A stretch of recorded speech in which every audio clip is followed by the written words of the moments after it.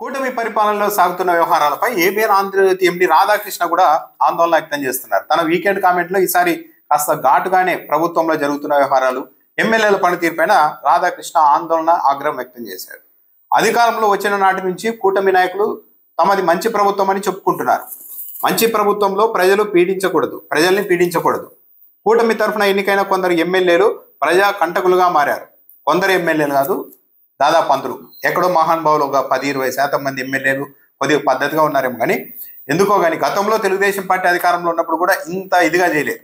ఈసారి మాత్రం ఎవరో 10-20 మంది మినహాయించి మొత్తం ఎమ్మెల్యేలంతా అదే పని మీదే ఉన్నారు. వైసీపీకి చెందిన ఎమ్మెల్యేల కంటే అరాచకంగా వ్యవహరిస్తున్నారన్న భావన ఇప్పుడిప్పుడే ప్రజల్లో ఏర్పడుతోంది.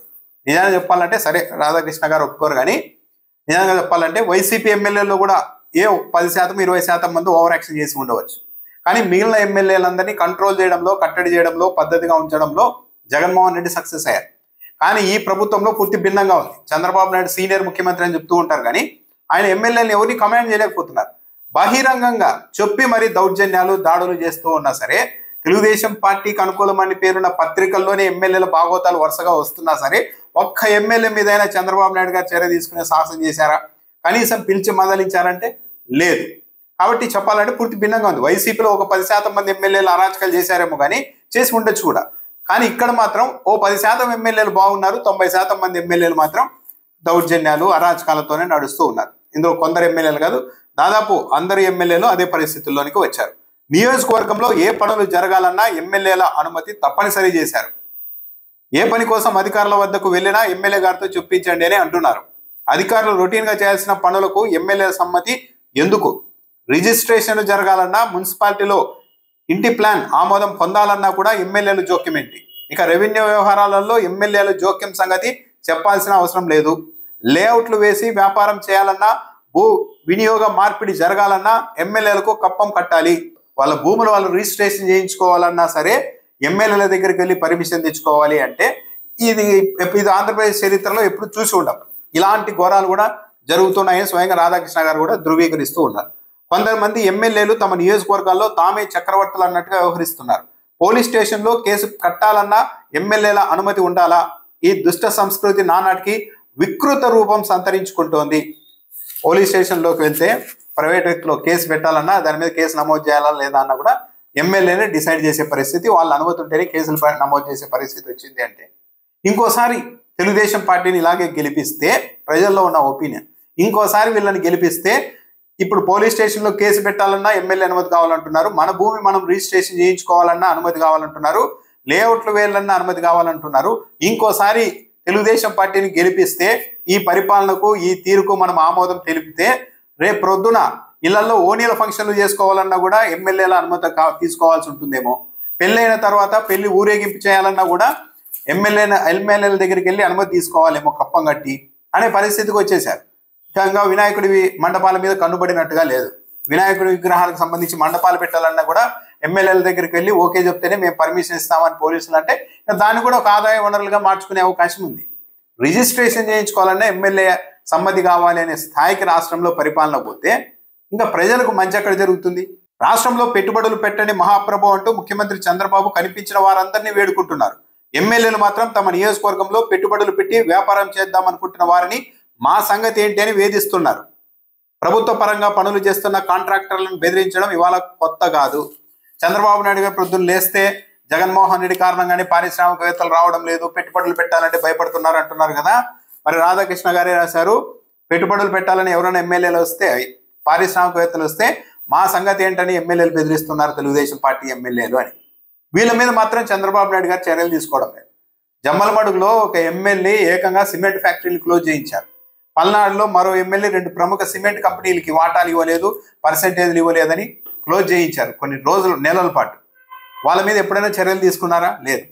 శ్రీకాకుళం జిల్లాలో ఒక బేవరేజెస్ కంపెనీ మీద ఎమ్మెల్యే వాళ్ళు దాడి చేశారు, అనుచరులు డబ్బులు వాటాలు ఇవ్వాలని.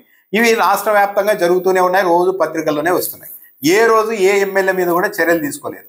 చంద్రబాబు నాయుడు గారు చర్యలు తీసుకోలేదు అంటే దాని తప్పు ఎవరిది?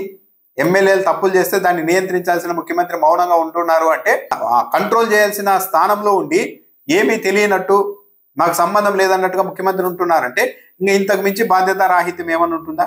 ఇలాంటి చెత్త పనులు చేయడం వల్లనే గతంలో ఎమ్మెల్యేలుగా ఉన్నవారు ఓడిపోయారు అని తెలిసి కూడా ఆత్మ పరిశీలన ఎందుకు చేసుకోరో తెలియదు. కేవలం 5 ఏళ్ల కాలానికే తాము ఎన్నికయ్యామన్న స్పృహ లేకుండా విర్రవీగుతున్నారు. ఎమ్మెల్యేలు తాము 5 ఏళ్లకే ఎన్నికయ్యామన్న స్పృహ లేకుండా విర్రవీగుతున్నారని రాధాకృష్ణ గారు చెప్తున్నారు. కానీ ఎమ్మెల్యేలుగా ఆ స్పృహ ఉందేమో అన్న అనుమానం కూడా ఉంది. మనం 5 ఏళ్లకే ఎన్నిక అయ్యాము, మళ్ళాసారి గెలవడాలు ఇవన్నీ ఏమీ ఉండవు, కాబట్టి ఈ 5 ఏళ్లే మనకు అవకాశం, కాబట్టి దీపం ఉండగానే ఇల్లు చక్కబెట్టుకుందాం అన్న స్పృహతోనే ఇవన్నీ చేస్తూ ఉన్నారన్నది చాలా బలంగా ఉన్న వాదన. రాజధాని అమరావతి విషయంలో కూడా గందరగోళం నెలకొంది. ముఖ్యమంత్రి చంద్రబాబు ఈ విషయంపై వెంటనే దృష్టి సారించాలి. లేని పక్షంలో మీపై పూలు చల్లిన రైతులే రాళ్లు విసిరినా ఆశ్చర్యం లేదు. సిఆర్డిఏ నిబంధనల గురించి రైతులకు పూర్తిగా తెలియదు, తెలిస్తే వారు ఆందోళన చేస్తారు. రాజధాని అమరావతి రైతుల్లో కూడా ఆందోళన మొదలవుతోంది.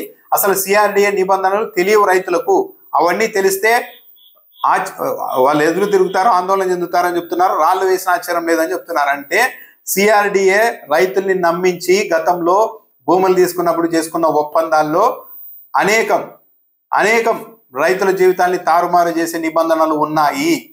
అవన్నీ ఇంకా రైతులకు తెలియవు, తెలిస్తే మాత్రం తిరగబడతారని రాధాకృష్ణ గారు చెప్తున్నారు. అలాంటి ఒక్కొక్కటిగా బయటకు వస్తూ ఉన్నాయి రైతులకు సంబంధించి. ఆ రోజు మమ్మల్ని ఉత్సాహపరిచి రాజధాని వస్తోందని చెప్పేసి సంతకాలు చేసుకున్నారు. మేము ప్రభుత్వం మీద నమ్మకంతో ఆ ఒప్పందాల్లో ఉన్న నియమ నిబంధనలు చదవకుండా సంతకాలు పెట్టేశాం. ఈ రోజు మాత్రం వెళ్ళి ఇదేంటి ఇలా ఉంది మా పరిస్థితి అని ప్రశ్నిస్తే ఆ రోజు మీరే సంతకాలు చేశారు చూడండి అంటూ ఆ పత్రాలకు సంబంధించి తీసుకొని వచ్చి ముందర చూపెట్టి మీరు సంతకం చేసి ఈ నిబంధనలు ఒప్పుకున్నారంటూ చెప్తూ రైతుల్ని మళ్ళీ సిఆర్డీ అధికారులు వేధిస్తున్నారంట. అయితే రాధాకృష్ణ గారు చెప్పింది నిజం. ఎమ్మెల్యేలు అయితే నియోజకవర్గాల్లో తాము ప్రజలకు సేవ చేయడానికి ఎన్నికయ్యామన్న స్పృహ అయితే 1% కూడా చాలా మంది ఎమ్మెల్యేల్లో లేదు. మెజారిటీ ఎమ్మెల్యేలు తాము ఏదో ఇక్కడ ప్రజలకు ఎమ్మెల్యేలం కాదు, ఈ నియోజకవర్గంలో ఉన్న సంపదలపైన మేము యజమానులం, ఆ సంపదలకు మేము యజమానులం, వాటన్నింటిని దోచుకోవడానికి మేము ఎమ్మెల్యేలు అయ్యాం అన్న తీరుగా ఉంది.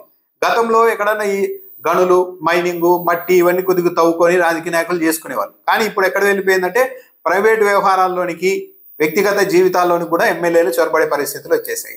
ఒక వ్యక్తి తన భూమిని రిజిస్ట్రేషన్ ఇంకొకరి చేయించాలన్నా ఎమ్మెల్యేల పర్మిషన్. బ్యాంకుల్లో అప్పుడప్పుడు ఆస్తుల్ని బ్యాంకులు వేలం వేస్తుంటాయి. ఆ బ్యాంకులు వేలం వేసే ముందు కూడా ఎమ్మెల్యేలకు చెప్పాలంట, ఇంకో పలానా ఆస్తిని మేము వేలం వేస్తున్నామని. అలా చెప్తే ఏంటి, ఎమ్మెల్యేలు మిగిలిన ఎవరు వేలపాటలో పాల్గొనకుండా ఆ భూముల్ని, ఆ ఆస్తుల్ని అతి తక్కువ ధరలకు కొట్టేసే పరిస్థితికి వచ్చారు. బ్యాంకుల్ని కూడా బెదిరించే పరిస్థితికి ఈ రాష్ట్రంలోని తెలుగుదేశం పార్టీ కూటమి ఎమ్మెల్యేలు వచ్చేశారు. ఇంత జరుగుతూ ఉంటే ఇంకా ఇది ఎమ్మెల్యేల తప్పు మాత్రమే, చంద్రబాబు నాయుడు గారు మంచివారు కానీ ఎమ్మెల్యేలు చెడగొడుతున్నారు అని అంటే అది మంచితనంగా చూడలేరు ప్రజలు, చేతకానితనంగా చూసే అవకాశం ఉంటుంది. వీళ్ళందరినీ కంట్రోల్ చేయకపోతే, ముఖ్యమంత్రిగా ఉండి చంద్రబాబు నాయుడు అంత సీనియర్ నాయకుడు అయి ఉండి కూడా కంట్రోల్ చేయకపోతే చంద్రబాబు నాయుడు మంచి వ్యక్తి, అయ్యో ఎమ్మెల్యేలు ఇలా చేశారని ప్రజలేమనుకోరు. మొత్తం ప్రభుత్వమే ఇలా తయారైంది అని ఒక ఒపీనియన్కి వస్తారు. అది వచ్చిన రోజు ఇంకా ఏం జరుగుతుందో రాజకీయాల్లో ఉన్న అందరికీ తెలుసు.